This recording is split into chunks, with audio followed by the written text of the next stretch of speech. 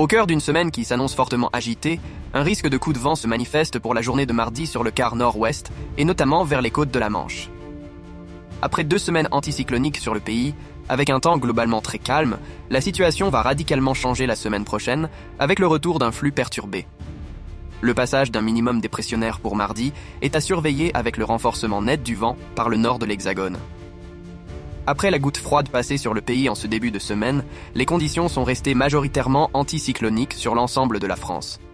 Grâce à l'anticyclone positionné sur les îles britanniques, le temps n'a pas souvent bougé dans nos régions depuis maintenant 2 semaines, excepté sur les régions les plus au sud.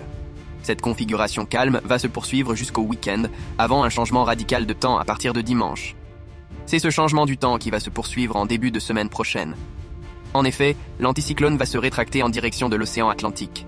Cela va laisser la place au flux dépressionnaire, qui va reprendre le chemin de l'Europe de l'Ouest dans un flux de nord-ouest, en provenance directe de l'Islande.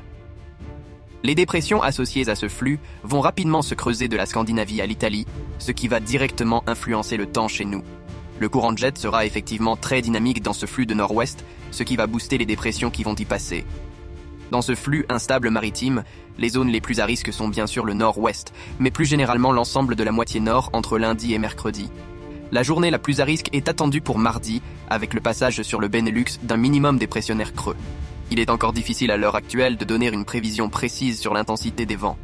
Globalement, les rafales pourraient se situer entre 70 et 90 km/h, soit l'équivalent d'un coup de vent classique en cette saison. Certains modèles sont un peu plus pessimistes avec des rafales qui pourraient dépasser les 100 km/h, notamment sur les caps exposés de la Manche comme le cap Grinet ou Blanquenay sur la côte d'Opale. Ces vents pourraient également un peu plus s'engouffrer à l'intérieur des terres et concerner plus majoritairement les régions de la moitié nord, avec de violentes rafales en allant vers le massif des Vosges, parfois proches là aussi des 100 km/h.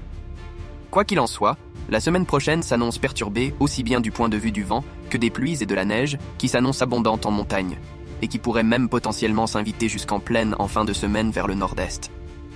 D'autres dépressions pourraient ainsi apporter de nouveaux coups de vent à surveiller jusqu'en fin de semaine prochaine. À bientôt.